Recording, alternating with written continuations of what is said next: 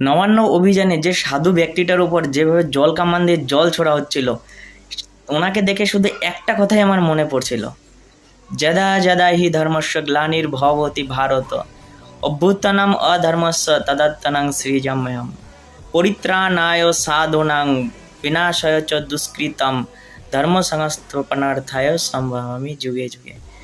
তো এই যে যে সাধু ব্যক্তিদের উপর নির্যাতন করা হয়, এইগুলো একটু সাধারণ ঘটনা না। এর পতন এত ভয়ানক হবে তার মানে কেউ কল্পনাও করতে পারে না। এটা যেহেতু আমাদের গীতাতে ধর্মগ্রন্থে সুন্দরভাবে লেখা রয়েছে, ঠিক আছে। আর মহাভারতের যুদ্ধে এইটা দিয়ে কিন্তু অনেক কিছু শুরু হয়েছিল। আর এইটা দেখা গেল সাধুদের উপর যখনই কোনো অত্যাচার হয়েছে সেটা ভগবানও মেনে নেয়নি।